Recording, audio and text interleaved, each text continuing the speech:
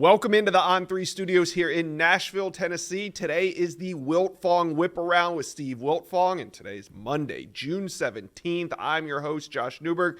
We got a ton of official visit action to talk about today. A lot of five-star intel today on the Whip Around. But before we get into it, guys, do me a favor, hit subscribe to the On3 Recruits channel, your best source of recruiting anywhere on YouTube. Hit subscribe for me, please. All right. Let's take a look at some of the biggest commitments of the weekend because it was a busy weekend. Now, these are the commitments as of the taping of the show. There could be more by the time you watch this, but here's some of the notable ones. Now, both Ohio State and Michigan both landed 2 commitments this weekend. Quincy Porter and Isaiah West to Ohio State. Kanoa Winston, a top 100 prospect overall, and Jasper Parker to Michigan. Eric Winters was a big prospect coming off the board. He's an on 300 safety, was taking a bunch of visits this spring, but narrowed it down and chose Auburn on, I believe it was Saturday, maybe Sunday. Defensive lineman Malcolm Simmons, he's a 4-star defensive lineman. He goes to Nebraska. Andrew Purcell to Kentucky. A couple of other notable ones. Keoti Armstrong, one of the top tight ends on the board, to Texas A&M. And also 2026 tight end Ryder Mix commits to Oklahoma. All right. Let's start it. Let's head out to the Plains. Hugh Freeze and his staff have been all gas, no breaks, all offseason long on the recruiting trail. And this weekend, they took a big swing at a massive flip target. That's right. 5-star quarterback Julian Lewis, the USC commitment, was in town. Let's bring on Steve Wiltfong. Steve, the whip around's here. Let's start with Julian Lewis. What are you hearing? How did it go with Auburn? Well, folks that spent time with Julian Lewis at Auburn feel like they're in great position to ultimately flip the 5-star quarterback from USC. And we continue to view them the biggest challenger to the Trojans at this point in the process. He's still going to take his official visit to Colorado next weekend. Could take this recruitment into the fall and hit some games, get back to Indiana, certainly get back to Auburn, maybe get back out to USC, but watch his finalists play as he continues to work through the process. But I had a chance to talk to Julian Lewis's dad, TC Lewis, early Monday morning. It was a fantastic visit. From the moment that Julian got on campus, they could feel the community and how huge it was for them. He walks into a store, takes like 8 pictures. He posts on Instagram his photos from the visit. It already has over 1,000 comments, just Auburn Nation rallying around Julian Lewis. And they could feel from Hugh Freeze and his staff that he's kind of the missing piece to what they're trying to do to turn this program back into a national title contender. It was a top 10 class last year. They're in the top 10 right now. Eric Winters is the new jewel of the class. The top 4 players in the class, including coveted defensive lineman Malik Autry, per the On3 industry, are on the defensive side of the ball. The way they recruited receiver last year really stands out to Julian Lewis and his family. So they love the recruiting efforts of Auburn. And one thing that his dad said to me that stuck out, if Julian Lewis were to flip to Auburn, there's already a bunch of recruits behind the scenes that have reached out and said, hey, if you go to Auburn, I could end up at Auburn with you. They called it an SEC program hungry to win. We know that Hugh Freeze took that job to return Auburn to the mountaintop. Julian Lewis is the guy that they could see doing that. The opportunity to compete for starting time right away with Peyton Thorne leaving is something else that they pointed to. So Auburn's got a lot going for him here. Obviously, with Julian Lewis being a 5-star recruit, they're having their NIL discussions with all these finalists as well. But TC Lewis doubled down, or double down is not the right word, but reminded and emphasized this morning that, look, that is not going to be the deciding factor. Things that have Auburn going for them regarding the deciding factor, the way they're recruiting on both sides of the ball, the chance to win big, the chance to be part of something special and restoring Auburn to glory. Those are all things that are exciting. And then again, just the way the community rallied around Julian, and it doesn't hurt, out of all 4 schools that he's looking at here down the stretch, closest to home. I got a couple questions with that answer. So coming out of that USC visit, I felt really confident that Julian Lewis was leaning towards sticking towards to USC. Now, coming out of this visit, are you buying that Auburn has made their way back into it and become a serious threat to flip him?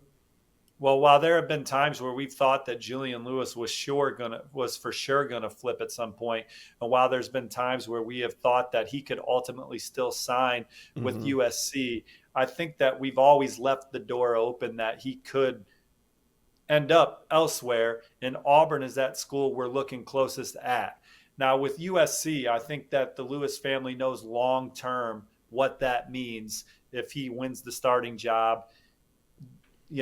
First choice in the NFL draft, Heisman Trophy, just a great relationship with Lincoln Riley. His offense, his starting quarterback stays healthy year in and year out, plays every game. They're going to recruit great players around him offensively. But there's some question marks. What if Miller Moss has a great year? When does Julian Lewis get on the field? Does USC hang on to this terrific defensive class? Guys like Justice Terry, Isaiah Gibson, Hilton Stubbs, those guys are all soft commits, in my opinion, right now, as they continue to look at schools more closer in proximity. So lots of love coming out of that USC visit. But now he was at Auburn this past weekend, and there's some good buzz, some good vibes about Auburn's position. And this is his fourth time at least at Auburn this calendar year that we know about. Took a couple visits in the spring, saw them practice, led his Carrollton High team to a 7v7 championship at Auburn's camp last week. Now he was there for the official visit this weekend, and them just getting to see the support of the community, a chance to really sit down with the staff. And then the players on the team, they also are already embracing Julian Lewis, telling them this is the move. The guys in the locker room recruiting Julian and saying, we want you to come here and help us take this program to the next level. You're the guy to help us do that. Meant a lot to him. And so Auburn is definitely a team to watch moving forward. They always have been. I don't know why I said definitely a team to watch moving forward. We've been watching them. Keep an eye on them. And then this weekend, we got Colorado visit coming up. You kind of sound like you're discounting the Buffs a little bit, because prior to this, we thought that, hey, if anybody could flip them, maybe it's going to be Colorado, because we thought Auburn was kind of on the outside looking in. This weekend, Colorado is going to be able to make a big pitch at Julian Lewis. Do you think the Buffs are still in this thing? I'm not discounting the Buffs. At the On3 Elite Series, that was the team he kind of pointed to as perhaps the biggest challenger with his comments. The stage of Colorado, the eyeballs that are on that program because of Deion Sanders, the opportunity to grow your brand there because of that is exciting. Knowing that Shedeur Sanders is leaving, a chance to step in and start right away is also exciting. They like what they've seen from Coach Shermer so far in that offense, watching them practice, conversations he's had with them.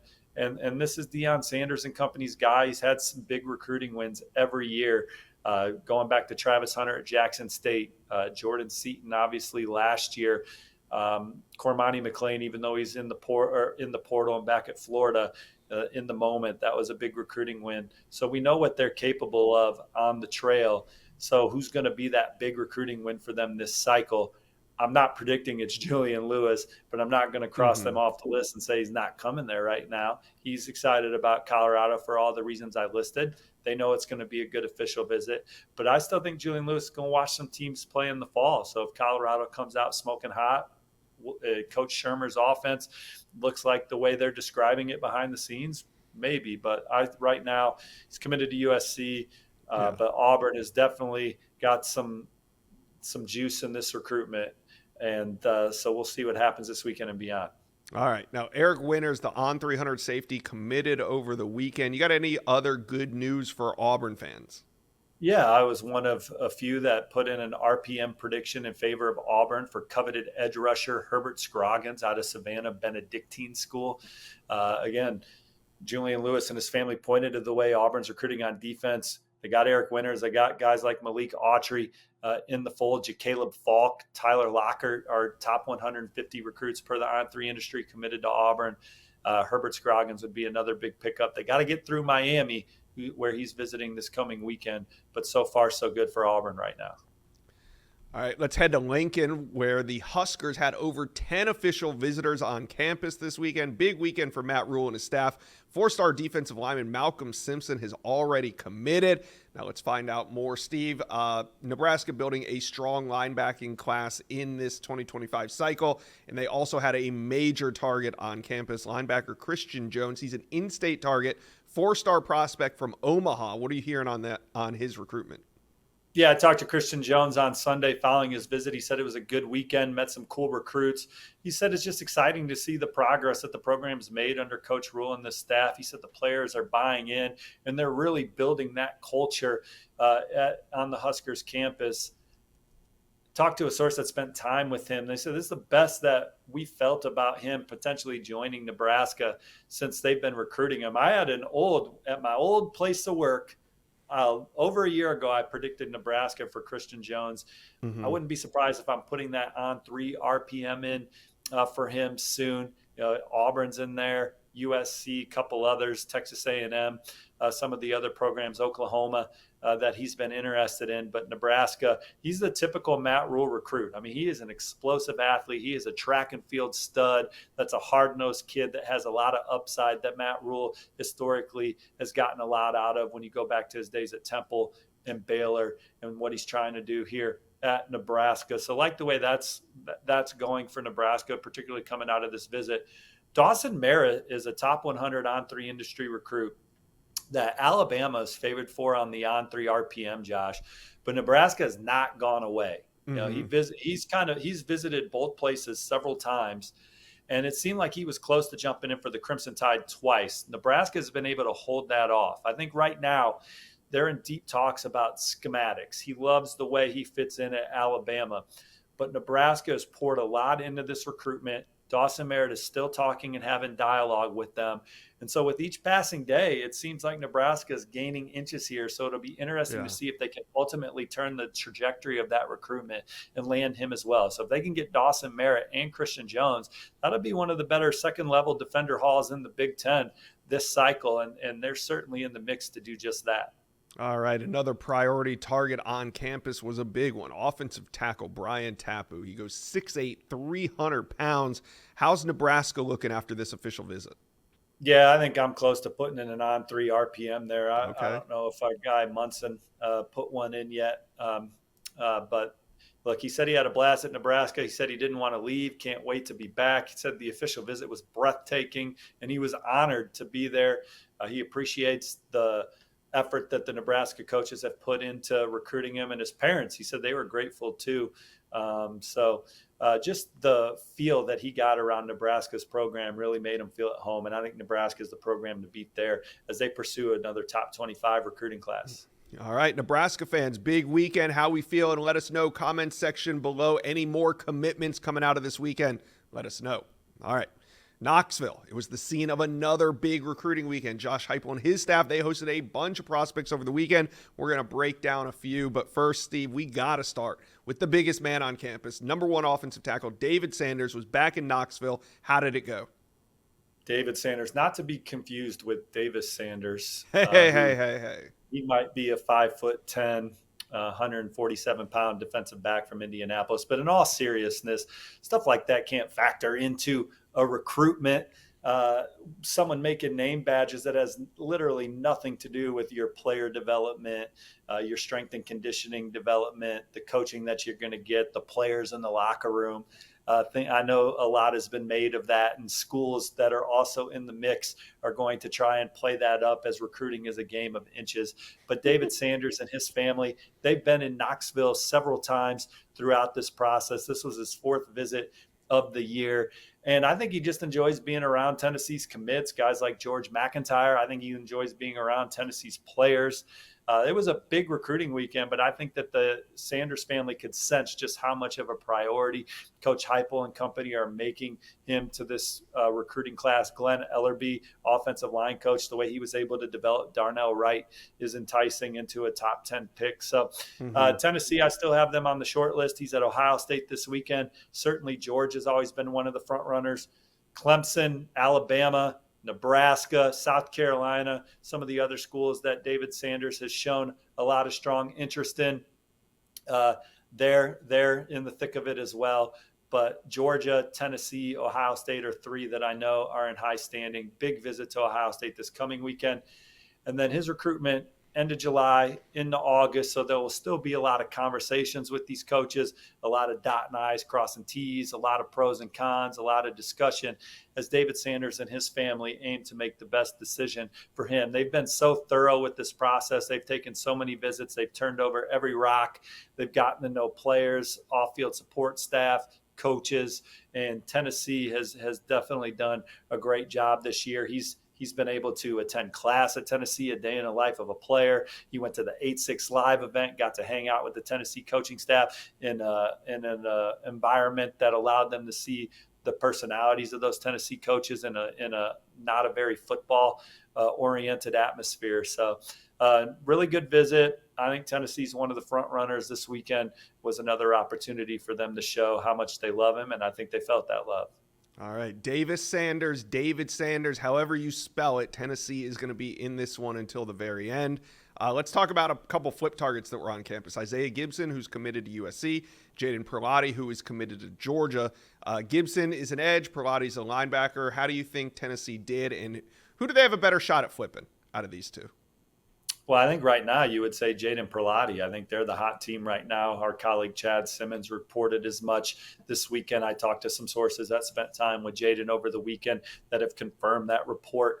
But Jaden Perlotti's been committed to Georgia since 2022, and there's been a lot of sexy teams in that one, from Auburn to Florida State to now Tennessee. He's going to be back in Athens this weekend. So we'll see if Tennessee can ultimately be the one that does flip Jaden Perlotti. There's a lot of buzz around that right now. Alabama's another school that's been in the thick of that one. With Isaiah Gibson, look, there's some schools that are obviously viewing him as a program changer. And I think for Tennessee, as they try and gain ground on Georgia and Alabama, and what I mean by that is being a team that can ultimately win the SEC. You know, Tennessee, they've been right there. When you're trimming strokes in your golf game and you're going from 100 to 90, 90 to 80, those are the easy strokes to trim. Tennessee is now shooting below par. So it's hard to trim these extra strokes to win a championship. But Isaiah Gibson's that caliber of player.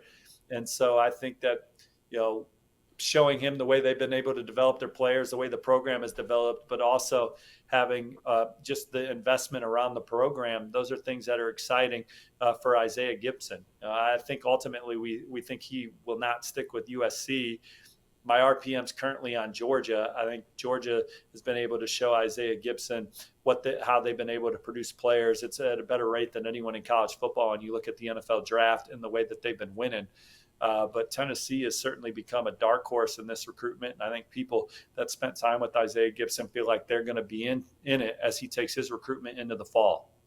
All right. Now, Isaiah Gibson wasn't the only elite edge on campus, but he is committed to another program. Now, there were 3 elite edges that are not committed anywhere. Damian Shaklin, Zion Grady, and Jared Smith, they all took official visits to Tennessee this weekend. Heading into the weekend, I probably wouldn't peg Tennessee as a leader for any of the 3. But who do you think they made a move on this weekend? Well, Zion Grady said it was his best visit so far, and that was after trips to Miami, Florida State, and Auburn. I would give Florida State the edge coming in. But he said Coach Gardner has one of the best resumes in college football. He wants to play in the NFL and has a great track record of doing that. He's been at Tennessee a couple times this summer now, so I wouldn't sleep on the Vols there. Damian Shanklin's another I wouldn't sleep on the Vols for, in addition to just Coach Gardner and that track record of development, which he certainly highlighted.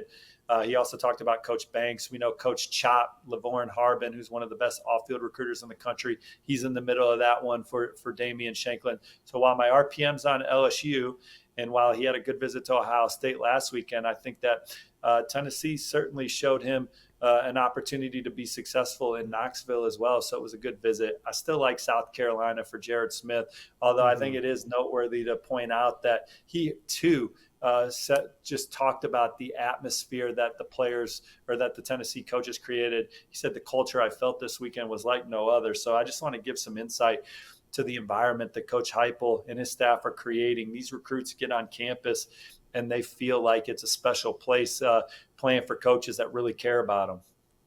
All right, Tennessee fans, talk to us. How do you feel about the big weekend? David Sanders in town, Damian Shaklin, Zion Grady, Isaiah Gibson. How we feel, and let us know. Comment section below. All right, Steve, let's go out to Austin, Texas, because the number one wide receiver in America, he's taking visits. And coming off this LSU trip, Dakorien Moore was in Austin to check out the Longhorns. What are we hearing about the visit, and where do you think things stand in his recruitment? Phenomenal time was the way Marjan Moore, Dakorien's mom, described their latest visit to Texas. And one of her biggest takeaways was doing a Q&A with all the Longhorns players, a chance where they were a no-holds bar. We can ask the Texas players anything. And she said it was an open book. Players had nothing to hide. They're loving their experience at Texas right now, playing for Steve Sarkisian and his staff. They got him to the college football playoff last year, national title aspirations from here on out for Texas. And the players really enjoy being part of that program. And I think that was one of the biggest takeaways for Dakorien Moore and his mom from the weekend, was just how much the guys love being there. Players like Ryan Wingo, getting around guys like that, excites Dakorien Moore. Certainly Steve Sarkisian, his track record with receivers, offenses. The family loves Texas. Some of them bleed orange, Marjan's words. But look, man, you talk to sources around LSU, Ohio State, Oregon. They feel like Dakorien's definitely still open to leaving. He was at one point committed to LSU. His favorite player, Jamar Chase, played there, had a great visit to LSU 2 weekends ago. So they're not out of it. Ohio State, Brian Hartline's track record of receiver development. His family gave the blessing to go to Ohio State. And then he goes to Oregon this weekend. Junior Adams has known him since middle school, I think. Oregon's certainly not one to be discounted with how many times he's been to Eugene. I think we still, give Texas the odds-on favorite to land Dakorien Moore. And if you talk to people around Austin, they feel great about it. But you talk to people not in Austin, they're like, look, the door is still open here for him to leave. He was obviously committed to a place elsewhere. And, they think Dakorien is very much genuine in his interest in the other programs. So depending on who you talk to, they'll give you the second school in the mix. Which makes me like if it's always and Texas, or Right. We'll talk about Andrew Babalola later in the show, and Stanford, it's hard to ignore that. But sometimes the and school doesn't always win, and that's what people are hoping for in the Dakorien Moore sweepstakes outside of Austin. We'll see. I mean, those pictures coming out of Austin looked like he had a good time and there. brought the entire family with him. We'll see what happens there, but I like where Texas sits coming out of that one. All right. Let's head to Tuscaloosa inside a big recruiting weekend at Alabama. Kalen DeBoer and his staff coming off of a really successful weekend. Last weekend, they hosted another big visit weekend. Let's start with Justin Hill, because he's the edge rusher out of Cincinnati who earlier in the spring was trending towards Alabama, then takes a visit to Ohio State. All the picks start going in for Ohio State. He's trending toward the Buckeyes. But this weekend, back in Tuscaloosa, where are the Tides sitting after this weekend's visit with Justin Hill? 1 or 2. They got a great chance to land this coveted front 7 player. And I say front 7 because he could play inside backer, outside backer, defensive end. You could scheme him into a number of spots. And I think his time with Quay Russaw at Alabama was huge this weekend. The way Quay Russaw talked about this new staff and the way they're scheming him and how he thinks he's going to be electric within that defense. I think that resonated with Justin Hill. He's got family members that love Alabama, so there's certainly some people around him that would be excited for him to play in Tuscaloosa as well. He spent a lot of time with Kalen DeBoer, Kane Womack, Christian Robinson, Freddie Roach. Aaron Hodges was kind of his host, one of the top off-field recruiting guys in the country. So he feels close to several members on the coaching staff. I think he feels best about Alabama's scheme, them and Oregon. I think Oregon has done a good job showing him his potential schematically too, and he'll be at Oregon this weekend. But I just think proximity and how easy it is to get to Alabama compared to Oregon, and then Bama, their pedigree of developing players stands out to him. And then the other thing on the Justin Hill visit to Alabama that really stood out to me, he liked Alabama under the previous regime. They were one of his top schools when Nick Saban was holding down that corner office. But he likes the new staff better. And he's like, I know that Nick Saban was part of the old staff, but I also consider him part of the new staff. So Nick Saban still has a presence around that building. And obviously Coach Saban believes in Coach DeBoer. And this new staff. So having Coach Saban's blessing, I just think that Alabama's, I have the RPM in on Ohio State coming out of that visit May 31st, where he got a lot of questions answered. But I just think he's very comfortable with the way he'll be used at Alabama. I think this one's going to come down to the wire between those two schools, and Oregon's going to try and change the way we talk about this recruitment this coming weekend. But phenomenal visit to Alabama.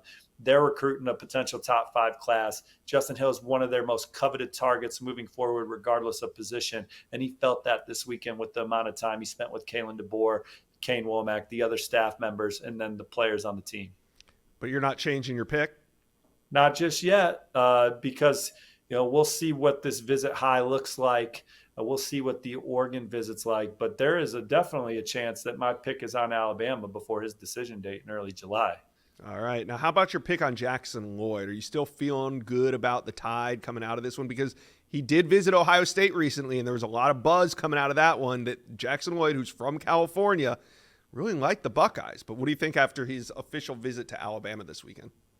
Well, one of the first RPMs I logged when coming over to On3 was Jackson Lloyd to Alabama. I do think that Ohio State with 2 visits gave me some pause there, but coming out of this official visit to Alabama, talking to several sources that spent time with him, sharing notes with Bama Online publisher Tim Watts and others, I'm feeling good about my Alabama RPM. I'm riding that one right now. Would not be surprised if he's one of the next in the fold for the Crimson Tide. He's got this USC official visit scheduled for the weekend, but there was talk even coming out of that Ohio State trip that USC would not happen. So I wouldn't be surprised if he's in decision mode. And if he landed back in California feeling the same way that he felt when he left Tuscaloosa, I think this is lining up very well for Alabama, for them to land one of their top targets at one of their remaining positions of need down the stretch as they try and sign a special offensive line recruiting class. They got the Utu kid from Bishop Gorman there, a front runner for, along with Oregon and Michigan. He's out there. Micah DeBose is another one that they could be in pole position for. But Jackson Lloyd, he's the guy that all eyes are in on right now, and I like Alabama. Yeah, and they're also a sleeper for 5-star Ty Haywood as well. So we'll see what Kalen DeBoer can do. More than a sleeper there. And they get their crack at David Sanders this week. They're bringing in Khalil Lockett and David Sanders, 2 5-stars for midweek visits. Khalil Lockett, Josh, we're going off the rails. Official visit to Florida State this weekend. Each visit, he says, really mucks up, cloudies up his recruitment. Texas gets the last one. That's where my RPM is. He's at Texas this coming weekend. But he had great visits to Florida State, Texas A&M, and LSU. Now he added this midweek to Alabama because he's talked to Keelan Russell about possibly playing with him. Jamarcus Shepard does an outstanding job recruiting wide receivers. He's one of the hottest receiver coaches in the country with what he did at Washington, what he did at Purdue before that. So he also made a strong case to Travis Smith this week, the on 300 receiver that we like Georgia for, with Tennessee as a dark horse. Maybe Alabama's a dark horse now as well. Yeah, I think the flip of Keelan Russell definitely accelerated things with Khalil Lockett. We'll see what Alabama can do as he is set to step on campus really any minute now. He has a Monday official visit, so we'll see how that goes, and we'll cover that as it ends. A couple flip targets we got to talk about here at Alabama. A pair of running backs were on campus over the weekend, A.K. Deere and Harry Dalton. Alabama have a shot at flipping either of these guys? Yeah, A.K. Deere said the visit was dope. People were amazing. New staff from Washington is fire. That's how the kids talk these days, Joshua. But he said Alabama has always showed him love, even after he committed. That started with Coach Gillespie, but he feels it from the whole coaching staff. He said they're always going to be a top-tier school and a powerhouse. And then a source close to A.K. Deere told me he's always loved Bama. So committed to Ole Miss. We know Ole Miss isn't going to roll over there. They were able to get him in the fold early. They do a good job on coveted in-state targets, but Alabama is definitely one to watch, if not the one to watch, if he does ultimately flip. Texas A&M swinging there as well. Then you got Harry Dalton, committed to USC out of Dinwiddie County in Virginia. He's an on 300 running back. Charles Power and the gang higher on him than the rest of the industry. Alabama's in the thick of that one as well. He's going to be at USC this coming weekend. Final decision expected shortly after that. So Alabama moved the needle with Harry Dalton as well. All right, Alabama fans, let us know, how do we feel about the weekend? Do you think Jackson Lloyd will be the next to commit? And what do you think? A.K. Deere, Harry Dalton, are they flippable? Let us know. Comment section below. All right, we got some 5-star UGA intel to cover from the weekend. Also, a new prediction in favor of the Dogs from On3 national analyst Steve Wiltfong. Steve, let's start with the number 1 defensive lineman in the country. Elijah Griffin was back at Georgia, this time for an unofficial visit. Does this seem like it's really trending in the Dogs' direction? Is this something that they could close out before summer ends? Hey, and you guys tuning into the show, make sure you get to the On3 website and read Chad Simmons' update with Elijah Griffin, his words on the visit, another strong trip to Athens. Look, these defensive linemen every year, marathons for the elite defensive linemen in the country, no matter where they're from, who's recruiting them. I still like Georgia. I think Georgia ultimately gets it done for Elijah. Another really good visit to campus for him, another opportunity for him to get around Coach Trey Scott, Coach Schumann, Coach Kirby Smart and company, and just see why Georgia's so successful, see why the players love being there. So definitely like Georgia there, but they got some stiff competition from some other programs, Miami, USC, some of the schools that are going to do what they can to ultimately land him, Oregon. But Georgia, I think, remains in strong position for one of their most coveted targets, regardless of position. All right, Steve, any other prospects in Athens over the weekend that the Dogs impressed? Well, on 300 edge rusher Bryce Davis is a player that Coach Chidera Uzo-Deribe has poured a lot into, Kirby Smart and company. Heard it was another great visit. My RPM's on Georgia. That's where I'm still leaning, still like where Georgia stands there for Bryce Davis. And then I fired in an on-3 RPM prediction in favor of Georgia on Monday for top 100, only top 100 at on-3. Charles Power, Cody Belair and company, much higher on Damola Ajadahun. I hope I didn't butcher your last name, but like where Georgia stands with him right now, for him, top 100 player again in our rankings, coveted prospect for Coach Searles and company. And the buzz is around Georgia for this touted in-state player as they battle other SEC programs for him. Seems like another successful weekend. They also had 5-star corner, the number 5 ranked corner in the country, the number 1 player in the state of California, Dijon Lee, was on campus, and he's been trending toward Alabama. But how do you think Georgia did this weekend with Lee? Well, he told me he had a great time. Again, continues to enjoy the culture and atmosphere created for the players to put them in position to maximize their ability. And Coach Dante Williams has certainly done a good job there as well with his California ties, formerly at USC. That's been a back and forth with Georgia. I know there's a lot of confidence around Tuscaloosa and Dijon Lee right now, but Georgia just hung around, got him to campus. He also visited Texas A&M early in the week as they shoot their Hail Mary shot. But Georgia and Alabama are the two we're looking at the closest, and it was another good visit to Athens. He's been there a bunch. The Miami Hurricanes had a busy week, not just a weekend, but a full-on busy week. A couple of 5-stars on campus. We'll start with the ones with DJ Pickett. He was on campus this weekend. Then we'll talk Vernell Brown, Jamie French. They were on campus during the week. But let's talk DJ Pickett, the 5-star corner from Zephyr Hills, Florida. He's been all over the place this spring. Georgia, LSU, Oregon, Ohio State, you name it, DJ Pickett's been there. But this weekend, it was his official visit at Miami. What are you hearing coming out of that one? Well, talk to his father, Damian Pickett, coming out of the trip. They said they felt at home there. And, of course, they do. His uncle played there, Booker Pickett. His cousin plays there, Booker Jr. They've been there a bunch. They're probably going to go back in July for Miami's big recruiting weekend. Miami does a great job. It's their top target on the board, regardless of position. Coach Cristobal leading the charge in his recruitment, and what Miami's done in the transfer portal, getting around the players. They feel like this is their year, and DJ Pickett and his family felt that. And if it is indeed Miami's year, if they do have a strong season, I think they're going to be tough to beat there for DJ Pickett. He's going to be at that Florida game early in the season. That's going to be his official visit to Florida, but he's going to get a chance to see Miami open the season on the road. And if Miami plays well there, even though they're not hosting them, that's another opportunity to gain some inches in this recruitment. LSU, Florida, Oregon, some of the others at Oregon this weekend. It's going to be a monster recruiting weekend at Oregon. We're going to talk a lot about Oregon on Thursday, talk about them a little bit at the end of this show. But right now, Miami, very prominent for DJ Pickett. And if they have a great season, I think they'll be tough to beat. All right. Now, during the week, Miami had a big opportunity to make a move on 2 in-state elite wide receivers. Vernell Brown and Jamie French came in for a midweek official visit together. No other recruits on campus except for Brown and French. How big was this visit, and what are you hearing on the pair coming out of this? Well, both talked about the family, the brotherhood, the intensity that the staffs have poured into recruiting both of them. Again, Coach Cristobal and his staff, they're not taking any shortcuts on the trail when they're recruiting top targets and French and Vernell Brown III. They feel that. For Jamie French, he talked about it being big on brotherhood.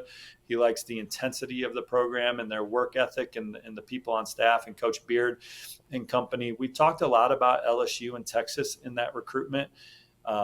And I think he's going to take his decision into the fall as well, which allows him to watch Miami a little bit. Miami's the dark horse for Jamie French, and they've had good dialogue with him. And then Vernell Brown, it was really good, he said.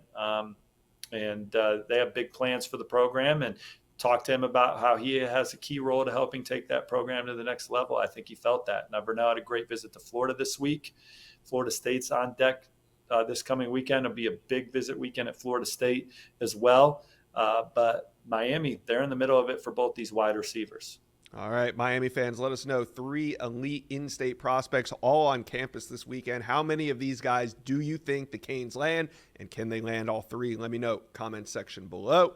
All right, Steve, let's head out to Michigan, where they had a pair of really important targets on campus. Offensive tackle Andrew Babalola and safety Jadon Blair both kind of seem like they're narrowing down their list of options and going to come up with a decision soon. What are you hearing on these two leaving Michigan?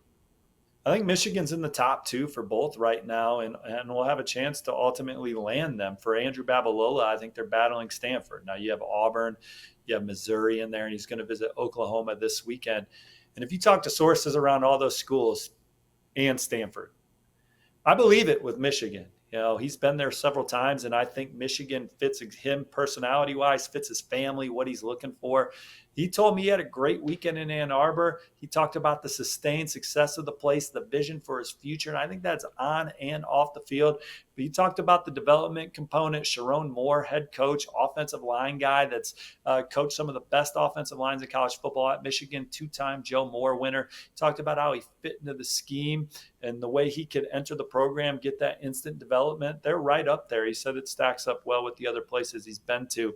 So, again, I think that they're the biggest challenger to Stanford. And then Jadon Blair, Notre Dame, has been considered the leader coming into these summer visits. But, again, Michigan, if you like Michigan, you probably like Notre Dame, vice versa. And those are the 2 schools that I'm hearing are emerging. It was a great visit. I think he really feels like he fits in around Michigan, fits in with the kind of guys that are in that locker room. Again, what Michigan did last year, this new coaching staff and the energy around those guys from Coach Wink and company, it was an exciting visit. And Michigan's a team to watch for Jadon Blair as they try and spoil Notre Dame here at the end, as Notre Dame tries to add one of their top targets. This is one of Michigan's most coveted players as well. All right, from Michigan to Ohio State, 5-star offensive tackle Josh Petty was on campus. Now, this one's been trending more toward Florida State. Tennessee's been heavily involved as well. But this weekend, he was at Ohio State. And what do you make of his recruitment now? Well, Ohio State was a program that was on the outside looking in at one point. Then he takes that late spring, early summer visit. It all runs together, has a fabulous time, alters his official visit schedule, gets Ohio State in there, and had a great visit. And I think one of the things that he likes most about Ohio State is the guys that he would be playing with, his potential teammates. He talked about the brotherhood. He was amazed at the way that those guys work together, love each other, and said that they're very close. I think that's something he could see himself being part of. You know, he enjoyed some of the activities they did, like Jeopardy and eating out during his Ohio State visit. I think he likes Ohio State's balanced offense, his relationship with Coach Justin Fry. He's part of a massive recruiting weekend at Florida State this weekend. His sister's going to school there. Alex Atkins and his track record of player development, offense. He's the offensive coordinator. Mike Norvell's created a friendly environment, balanced offense. My eye's still on Florida State, but maybe I view Ohio State as one of the biggest challengers for Josh Petty coming out of this trip.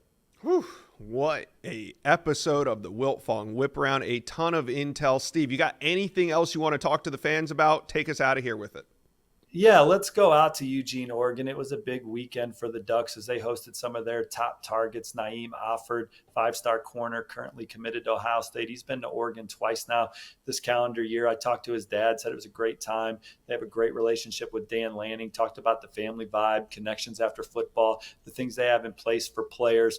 Utu, the offensive lineman from Bishop Gorman. You hear Alabama buzz, you hear Oregon buzz, Michigan. So those are the three I'm keeping an eye on. Five-star tight end Lincoln Cure was there, and I could see him landing at Oregon. You know, Kansas State's the RPM favorite, but Texas A&M's right there, and Oregon, from the offense to what they've done the first two seasons of the Dan Lanning era to his relationship with the staff, they're in a sneaky position for Lincoln Cure. And Noah McHale is a coveted linebacker from California. He's a final three of Oregon, USC, and Texas A&M. There's some people around that believe that Oregon could ultimately win out for Noah McHale. So Oregon, that was a good warm-up for the big weekend that they're going to have here on the 21st, but they've hosted some top targets all summer. And we'll be talking a lot about Oregon on the Whip Around on Thursday and next Monday. But for today's Whip Around, that's all we got. So thanks for tuning in. Please hit like and subscribe so you can be updated on the Whip Around, 5-star flex with Phillip Dukes, Inside Scoop with our boy Josh Newberg and company around, and people around the network joining. But that's it for today's episode of the Whip Around. We'll see you on Thursday. Have a great day.